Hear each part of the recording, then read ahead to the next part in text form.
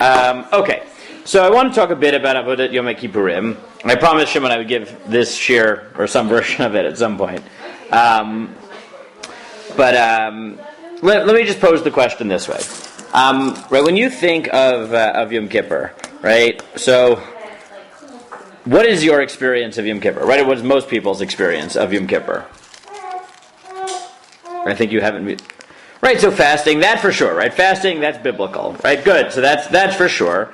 Fasting, lack of malacha, that's biblical. And then, how do you imagine the day, the experience of the day? Like, what do you do all day?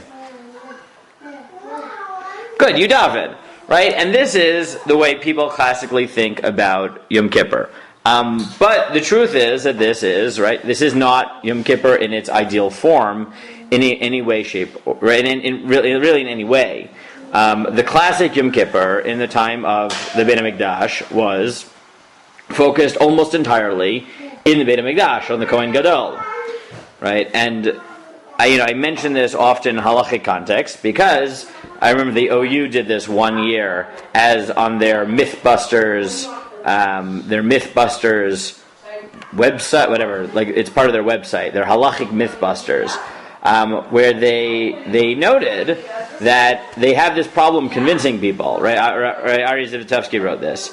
People thought, and they still think, and no matter how many times you tell them, it's hard for them to believe, that if someone is in a state where they're weak, and if they go to shul, it's likely that they will have to break their fast, then the best thing for them to do is to stay home. Right? Is to stay home and not daven. Because the mitzvah of the day is to fast. It's not to daven. Davening is a later addition. It's rabbinic. It's important. But the mitzvah hayom, the d'oraisa, is fasting. And as the poskim note, this isn't just the case that a person's obligation to fast is more important than their obligation to daven. Rav Shlomo Zalman notes what is almost definitely correct. The most often time this comes up is a woman who's, let's say, pregnant or nursing, and she's having trouble fasting. What makes the fasting harder is that in addition to being pregnant or nursing, she often has other children to take care of. So what happens if what's going to make it likely that she'll have to break her fast is that she's overwhelmed by the kids, plus fasting, plus nursing, plus being pregnant, whatever it might be. So then Rosh Shlomo Zalman paskins that her husband should stay home from shul and not go to shul to make sure his wife can fast. Right? The mitzvah hayom is to fast. The mitzvah is not, right? Davening is important, but it's not the biblical obligation. The mitzvah is to fast. And people have a hard time swallowing this. But I think the reason people have a hard time swallowing it is because they think of Yom Kippur very much in modern terms, where our experience of Yom Kippur is shul, it's active, and therefore the notion that it would be better for a husband and a wife to basically be passive, davening quickly at home, and fasting, right, sitting or lying in bed fasting and eking out an ashamnu, is better than going to shul and davening b'kavana, but even eating b'shiurim, is unheard of for people, but it's also true, right? This is objectively a halachic truth. But I think all of this points to the fact that the classic experience of Yom Kippur wasn't really active for most people. And sure, tshuva is important, but fundamentally, the action on Yom Kippur happened in the Beit HaMikdash with the Kohen Gadol. And that was where kapara came from the karbanot, from the sa'ir la'azazel, everything happened in the Beit HaMikdash, and at a certain level it makes sense. The way I understand it is that the Yerushalmi in Makot says that tshuva is completely and totally irrational. And it tells this story that they asked, right? Sha'alu l'chachma chote mahu onsho. They asked wisdom. What should happen to a sinner? So amar lahem chatoim tirdof ra'ah. Right? They should have bad things chasing them. Sha'alu l'nevuah. They asked prophecy. Chote mahu onsho. What should happen to sinners? Amar lahem hanefesh hachotet hitamut. That a sinner should die. Shalu lekutcha brechu, they ask God, chote ma'awansha, what should happen to sinners? Amar lem yasu tshuva v'yitkaper lo. And God says do tshuva. But what the Yerushalmi is getting at is this is irrational. I mean, the fact that you get kapara, the way we experience Yom Kippur is wrong. Right? Meaning the fact that we think like we could do tshuva and klap al chet a million times and be sincere, and then we deserve to be forgiven, that's wrong. Meaning tshuva and the fact that it works and kapara comes from it is in the end of the day a chiddush. Right? It is God's grace. It goes against wisdom. It goes against nevuah. It's unique. And therefore, at a certain level, I mean, yes, you should daven. Yes, you do tshuva. That's all true. But I think what we miss, if we think biblically and we think of what was happening, the action wasn't happening in where the individual person is. The action is happening in the Beit HaMikdash with the Kohen Gadol, and everyone else is just watching.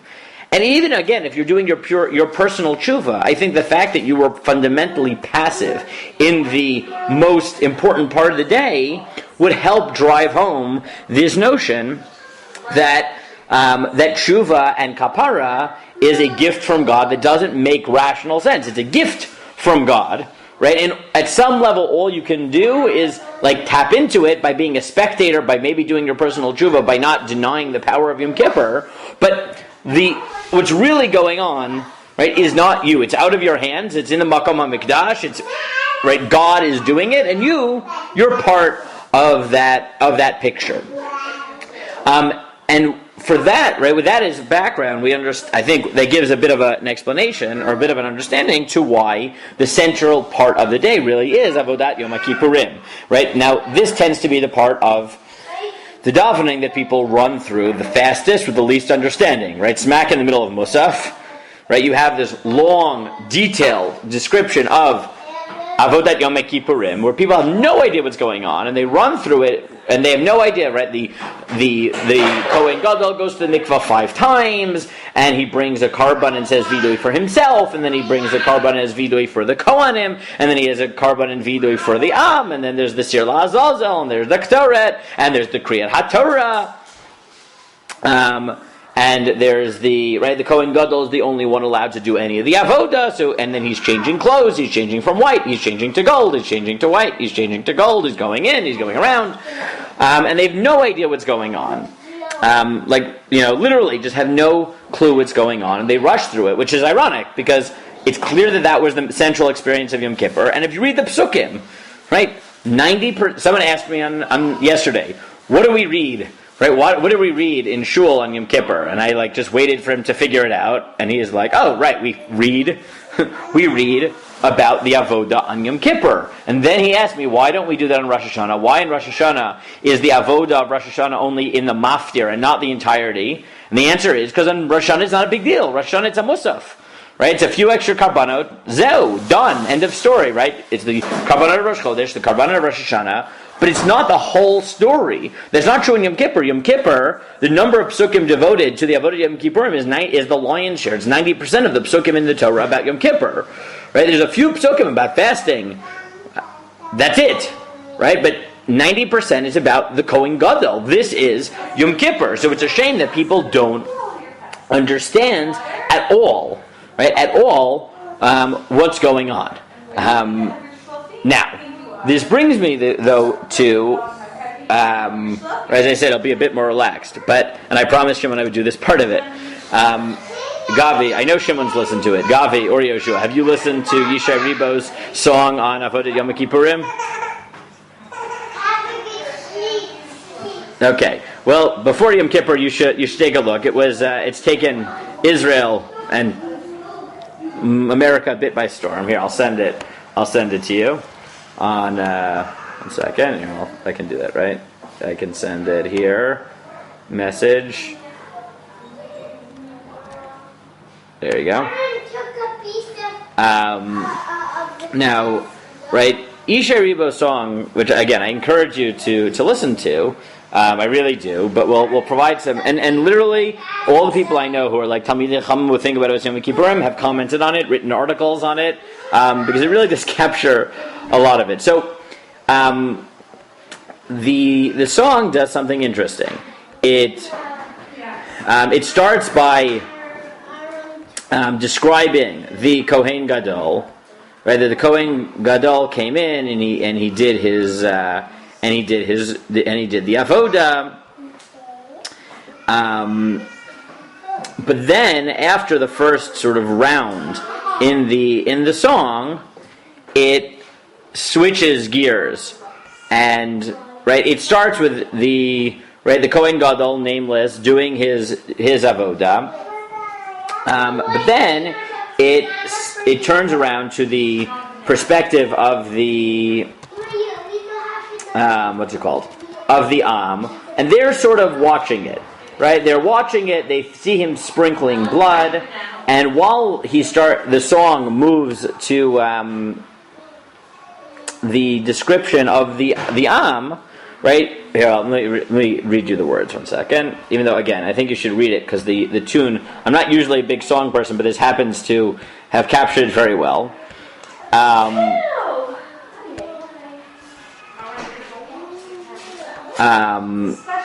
Right, so when describing what the Kohen Gadol does, it says, right, Nichnas l'makom shenichnas, v'amad b'makom she'amad. He goes where he goes, he stands where he stands, rachatz yadav, raglav taval alav v'nistapag. He washes his hands, he washes his feet, he gets up and he dries off. And then, ba mimakom shehu ba, v'halach l'makom she'halach. He comes from where he comes and he goes to where he goes. Now, a friend of mine, Rabbi Avram Stav, who wrote a book on Avodat Yom HaKippurim, said that because of basically everything I've said before, though with much more detail, he's written a sefer on Avodat Yom HaKippurim because he thinks it's the most amazing description we have of man's interaction with God, and the Lumdus is great. It takes 7 prakim in Yoma. And that's one perspective, one way of tapping into the power of Yom Kippur is to really, really, really understand what the Kohen Gadol was doing. But he notes that really for the vantage point of the average person who's watching, they don't really know what's going on, right? They see the Kohen go in, they see him do some stuff, they don't really get it, and they tap into it. And then the song transitions to, as the Kohen is sprinkling the blood, right, people start thinking about all the zchuyot, all the chesed that God has done for us, and then it reaches a crescendo as the Kohen Gadol turns home, and then it moves to Marei Kohen, right, to the words of Marei Kohen, which is, that climactic moment where the Kohen goes out and you see him and his face is shining, and what Avram noted is that this actually captures something powerful about Yom Kippur, is that there's 2 sides to this avoda. One is it's extremely structured, extremely detailed, but then on the flip side, there is the reality that for people, it was just a chavaya, right? It was an overwhelming experience that they could tap into something beyond themselves, into a grace by God that they didn't really understand. They sort of knew something was going on, but they didn't get it. Now, if you want proof of this, and Rav Meidan uses this as proof, right? According to the Mishnah, at least as we have it, and it's normally understood, the Rav Eitam Henkin disagreed with this, but according to the simple read of the Mishnah that everyone understands, what happened on Yom Kippur afternoon in the time of the Beit HaMikdash, or maybe even later, right? What happened? You remember the last Mishnah in Tainus? You remember, Gavi? The young women would go out dressed in white and they would have a big shidduch dance, right? They would be dancing in the kremim. And Rav Meidan says, well, I don't understand what this is, right? Meaning, we don't understand this because our Yom Kippur is so solemn, and we're in shul, and we're active, and we're doing, right, and we're doing tshuva, and we're davening. But in the time of the Beit HaMikdash, it wasn't that, right? At the end of Yom Kippur, the party that happened after the Kohen Gadol leaves, right? And as Rav Meidan notes, the proof to this, right, is in the beginning of Yeshayahu. The first parak of Yeshayahu tells us that the symbol of the fact that the Jews are sinning is that if you do tshuva, kashel galbinu, then your sins will become white like snow. Which means that in the time of Yeshayahu it wasn't. But what does that mean? He says pashtus, and this is what the Yerushalmi notes. What that means is that in the time of Yeshayahu, the string wasn't turning white on the Sir La'azazel, right? Because God didn't forgive them. And therefore they were depressed and they realized God didn't forgive them. But in a normal year, right, there's all this avoda happening, and then you tap into it, and then you wait for the Seir Lazazel, and when it's thrown off, and the string turns white, you know that God has forgiven you. The tension is over, right? In Yom Kippur, the tension never lets up. You're davening, and Ne'ilah is the most tense part of the day, because there's no more chances, right? That's the whole theme of the Tefillah of Ne'ilah that we go through. This is our last chance. This is the last, right? The Shar is closing. In the time of the Beit HaMikdash, that didn't happen, right? Either you had total travesty, because the string didn't turn red, and you knew God didn't forgive you, and it was over, which is what happens in the time of Yeshayahu, or the string turned white and you knew God forgave you and it was over, right? It was time to party because all that stress, all that tension that built up, there was a release. And that's why it's plausible that there could have been a dance for Shidduchim in Yom Kippur afternoon, because there's this, it's Dafka, such a happy day, there's this release, there's this excess of energy just overflowing. Now Rav Yaakov Nagin points out that it's not only that, if you understand the Mishnah, as most people do, that there's this Shidduch dancing, the Mishnah says they were wearing white, that they washed before, but the Lashon is they were tovel before. Right? It seems like the shidduch, it's not just that there's a release, but in some sense the shidduch dance is a response to the avodah, that they put on white clothes like the Kohen Gadol, that are pure, right? And they act out this energy. He suggests that maybe it's even because there is this metaphorical connection in Tanakh between the marriage of God to the Jewish people and the marriage of husband and wife. And many of the psukim that are quoted in the Gemara and Tanit come from Shir HaShirim, which highlights the connection between those two relationships.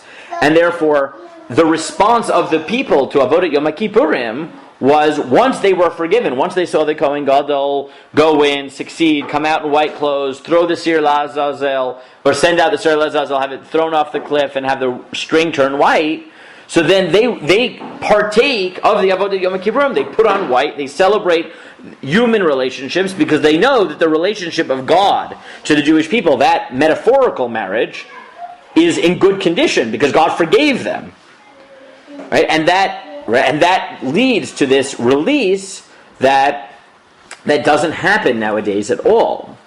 And the power of the Avodat Yom HaKippurim is, on the one hand, this extreme structure in the Beit HaMikdash, but on the other hand, that the people aren't really part of it, right? There's a beauty, in a sense, to the passivity. And to be fair, even what we do in Yom Kippur, as I said, the main mitzvah of the day is not eating, right? We withhold from it. We try to be angelic. We try to minimize our humanity. Right? It's not that we do anything, we don't do things. And that puts a bit of a perspective, I think, on Avodat Yom HaKippurim, which is one way of appreciating Avodat Yom HaKippurim is to read the Avodah, and this is important. Read the Avodah, try to understand exactly how he went in the Chamesh Tefillah, right? How many times he goes to the mikveh, how many times he wears the white clothes and the gold clothes, and what happens at each stage, and why things happen in each stage, and try to imagine that you're there with the Kohen Gadol. That's part of a way of appreciating Avodat Yom HaKippurim, right? And that he gets to have a rendezvous with God in the Kodesh HaKodashim, with the Ktoret, and the Ktoret, right? It brings him into a cloud with God, right? As Stav also points out in his book, that when the pasuk says "Ki ba'anan eira el kaporet," it doesn't mean that he's blocked by the anan. It means that the Kohen Gadol, is surrounded by the anan with God, just like you had on Har Sinai, right? The cloud surrounds him. So one way of appreciating the center focus of Yom Kippur is to go through the details, understand what happened to the Kohen Gadol, and that's half the equation. But the other half of the equation is to remember that if you were the average Jew in the time of the Beit HaMikdash, you would not be the Kohen Gadol, right? And you might not actually understand what's going on. And therefore, if you davening and reading the Avodat Yom HaKippurim aren't quite sure everything that's happening, right? You sort of know, okay, there's tefillah, and there's karbanot, and there's blood, and there's a karban for the Kohen Gadol, and karban for the Kohanim, and a karban for the Jewish people, and they're being mechaper, and there's a vidui. Part of the way you can appreciate it is by remembering, well, what would I have done if I were a Yisrael in the time of Yom Kippur? And the answer is, like we have in our tefillah, that when the Kohen Gadol would say Shem Hashem, right, you weren't doing the avodah, but what would your reaction be? How would you partake in the avodah? As soon as the Kohen Gadol says Shem Hashem, what do? Right? Correct. But you have to remember that that's what those words mean. When we do that in the Seder HaAvodah in Yom Kippur, what you're experiencing, so to speak, is that moment where the Am, they don't really know what's going on necessarily, but they hear the Kohen Gadol say Hashem's name, and all they can do is just fall on their face, bow, prostrate themselves, be overwhelmed by the presence of God, or even the mention of God's name. And to remember that, when we have the period of Mare Kohen, what I think Yishay Ribo's song does well is to point out, that's actually part of the experience for the Yisraelim, was this overwhelming joy when the Kohen Gadol comes out alive, because they didn't see everything that's going on. They're not really part of it, right? They're not inside, but they know that the Kohen Gadol is doing this on their behalf and interacting with God on their behalf, and therefore they can be happy and partake in this overwhelming joy when the Kohen Gadol comes out. And if you're not able to really understand the ins and outs of the Avodah, even though obviously it's better, right? That's an aspect of it, to tap into what the Kohen Gadol is doing. Another way of dealing with Avodat Yom HaKippurim is to have a vague idea of what's going on. Understand that the reason that Yom Kippur is so centered on the Kohen Gadol and not on the people is because at some level the notion of kapara, of tshuva, is a chiddush, is a gift from God, and therefore we can do everything we can, but part of it is just about grace, right? Is that we just watch in awe, and the Kohen Gadol represents us, goes in, has a relationship with God, sends out the Sir Lazazel, we wait with bated breath for that string to turn colors, and to remind ourselves that as much as Yom Kippur now is active, and that's a good thing, that we're doing tshuva and we're involved, we can't forget that the reason a traditional biblical Yom Kippur was focused on us as spectators and not as participants was because it's beyond us, right? That's the whole notion of Avodat Yom HaKippurim. It's beyond us, and therefore, we had this tension, just waiting. Is God going to forgive us? Is He going to forgive us? And then we would know, and then the tension would be released. Right? The tension would be released when we found out. Right, and that's a totally different experience of Yom Kippur. Now, I'll note another point. This was made by Menachem Koperman in his analysis of Yishay Ribo's song. Also, is that Yishay Ribo in half the song talks about vidui, and then in the second half of the song, when he talks about the experience of Yisrael, talks about how the Jews will stand there and thank God for the million great things that God has done for you, and be totally overwhelmed by God's goodness to us. And he noted that that's actually, and Midrashim point in this direction, that actually makes sense. Because the word todah or hoda'ah is the same for vidui and todah, right? Thanks. Right? Thanksgiving and hoda'ah are actually two sides of the same coin in Hebrew. And therefore, the experience of Yom Kippur alternating between one where we do vidui, right, where we apologize for what we've done, we admit what we've done wrong, and to extreme joy when we're forgiven and just being overwhelmed by God's goodness, those aren't actually two different things. Those are the same thing.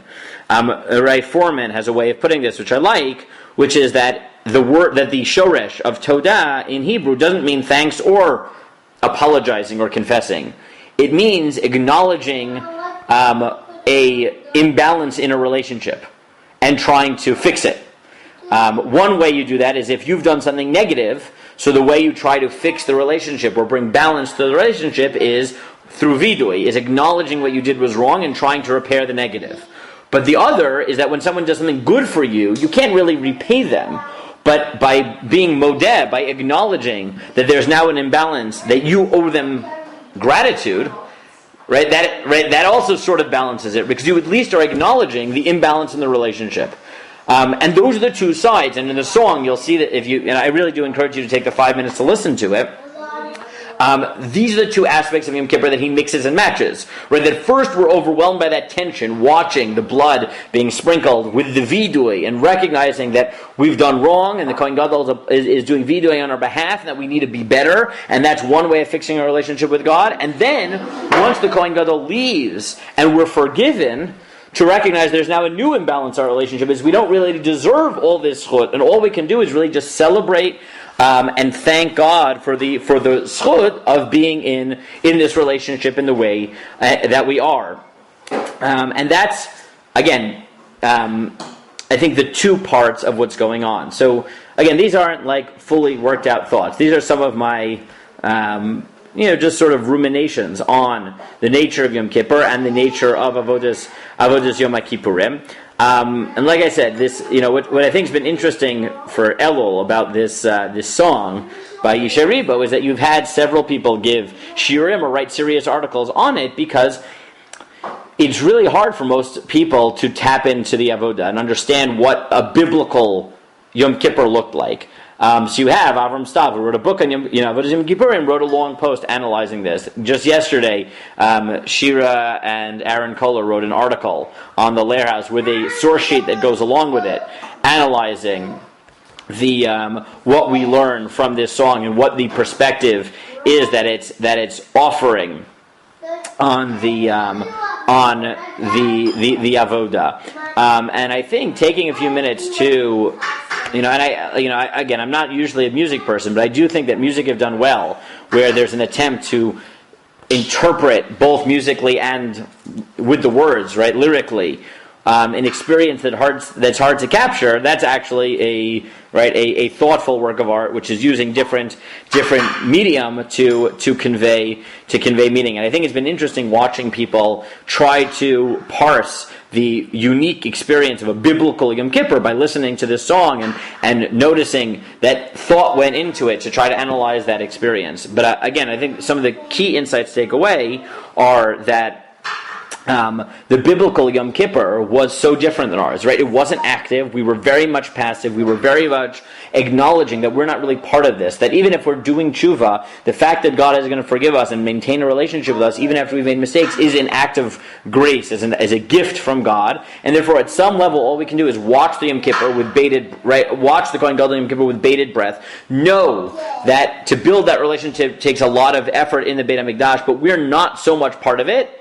And then rejoice when he comes out, to know that despite the irrationality of it, despite the fact that it doesn't really make sense, God forgives us. Right? God forgives us, and that's an overwhelming experience that, again, if you take the Mishnah the way it's classically understood, meant that Yom Kippur afternoon, the tension was gone and it became a shidduch scene, because people were just happy and there was a release, and there was a purity to what they were doing, and they put on white clothing to mimic the Kohen Gadol, but in service of building human relationships. Because, right, once God forgave them, there was this ability to channel that purity into normal everyday life in a way that we don't have when we're active and we're solemn and there's no release and there's no communication from God and no knowledge.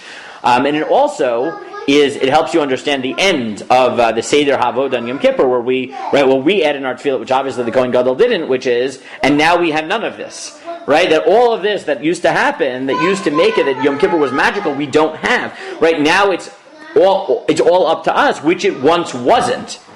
So those are some of my thoughts that I think it's worth thinking about, because the Seder HaAvodah is really the time where we get to think and just really try to internalize the extent to which Yom Kippur in the time of the Beit HaMikdash was nothing like our experience, and that should hopefully shed some light on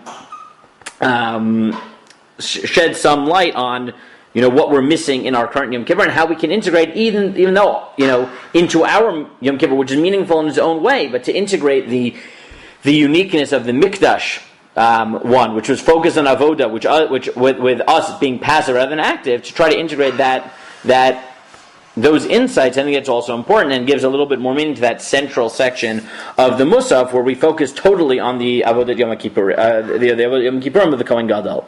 So those are just some of my thoughts to get you in the mood for Yom Kippur. I told Shimon I'd keep it short to like half an hour, so that's my half an hour mark. So, yeah. Gemar Chatima Tova. What?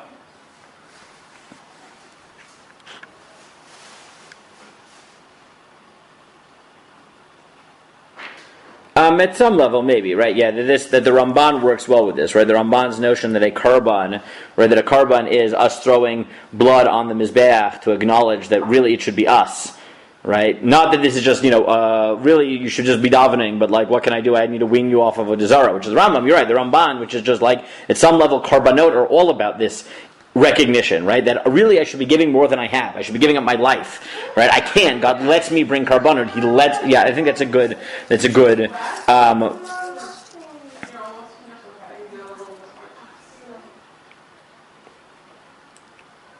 Right. So what's going to happen in Bayit Shlishi is an interesting question. But I think you're right that the Ramban's theology of karbanot in general, right, which is that karbanot are about, imagining that we're on the mizbeach. Right, that really we should be giving up our lives and we're not, and that by God's mercy He's letting us just throw an animal. That's true of karbanot in general, and I think more even on Yom Kippur. Right, we're not there. We just watch in awe as the Kohen Gadol goes time after time and brings his chatas, and the Kohen, right, the Kohen and Yisrael says vidui on our behalf. Right, like it's so obvious that this is not something we deserve.